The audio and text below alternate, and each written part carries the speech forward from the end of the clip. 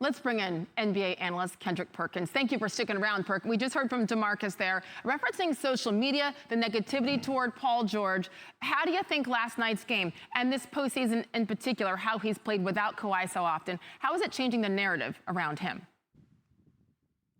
Oh, it's changing it because, look, I was one of the guys that was very critical of Paul George because he gave himself the nickname Playoff P. But guess what, Sage? He's living up to it right now. The way has dominated since Kawhi has went out has been remarkable. He's back to looking like the Paul George, the superstar Paul George that we all grown to love from Indiana. Right now he's averaging 30 points, 11 rebounds, and I think 6 assists. He's elevated his game. So look, Playoff P is in playoff mode. And what he did last night, took this team on it, put this team on his shoulders and carried them to victory. Hey, look, I have zero complaints. Paul George, do your thing, young fella. You can call yourself Paul George, PG-13. I don't care. You deserve to be called it. You've earned that name. He does, and I think here's the thing, maybe some of the criticism, you mentioned Indiana, that's really the last time we saw Paul George playing at this level. We didn't see that in Oklahoma City. We didn't see that in his first year in LA either.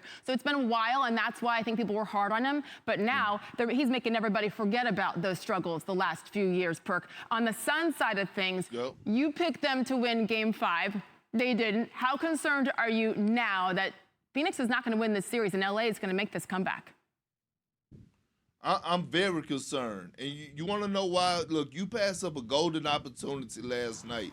Game 5, on your home court. You could have seized the moment. And you have a guy, a young stud over there, in Ty Lue. Oh, it's scary. Because one thing about Ty Lue is that he's going to get the best out of each individual player that he has available. He's going to make the adjustments. Last night, I thought he did an excellent job with his rotations, mixing it up, throwing big Boogie Cousins in there who came in and played some great basketball, putting the ball in Paul George's hands. I saw Ty Lue being so dramatic on the sideline. I was like, hold on, is this the T. Lue I know? He was screaming, get the ball to Paul George. PG, go to work. Ty Lue shared a story with me. He told me, he said he had to sit down with Paul George and said, look, when I go to a steakhouse, I don't just want the salad. I want the whole filet mignon. I want the whole sides. I want everything. And that's what Paul George is giving him right now. Shout out to the Clippers. They made this a series. And if you're a Suns fan out there in the world today, you need to be very scared. Be concerned for sure. I think it was last week, Perk, that you said Ty Lue is the best coach in the NBA, right? Was that last week? Listen, he is... He's backing that up right now. 10-2 in career elimination games as a head coach. Ty Lue getting it done. How do they adjust, even though he's not going to be 100%? Well, the others have to step up. Look, they signed Bogdanovich this past offseason, Sage, to a nice contract. He has to elevate his game. He's a guy that could go for 20+. They might need to start Gallinari. He's been playing terrific basketball this postseason, providing a spark off the bench. John Collins, featuring him on the low block, giving him some touches. Look, the others have to step up. Lou Will, you in ATL, you haven't had a good postseason, but here's your time to elevate and help your team out. But I still think even a 50 or 60% Trae Young is capable of going out there and scoring 20 points tonight, say. So they're going to have to get it done collectively. They're going to have to hang their hats on the defensive end and get stops. Make it an ugly game. Muck it up. Get it in the trenches. Don't let Giannis get to the paint. So they're just going to have to find a way to win. It may be ugly, but at the end of the day, do it together. You know, on that note, though, if you're the Bucks, you have got to go for the jugular then, knowing this, right? And that 20-point fourth quarter by Chris Middleton the other night was incredible to watch. And afterwards, Giannis said he trusts Middleton to death. That was the quote. And that if Middleton asks for the ball, they'll feed it to him.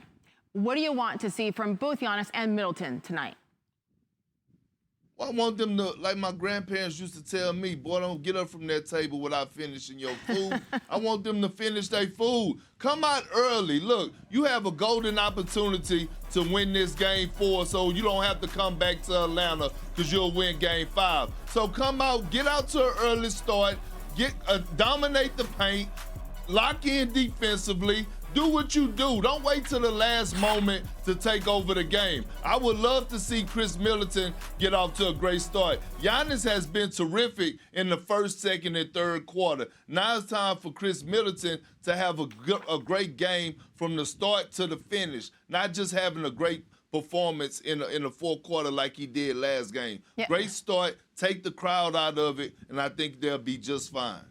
Chris Middleton had scored 30 combined points in games 1 and 2, and then had a career high, tying it with 38 points in game 3. It was so good.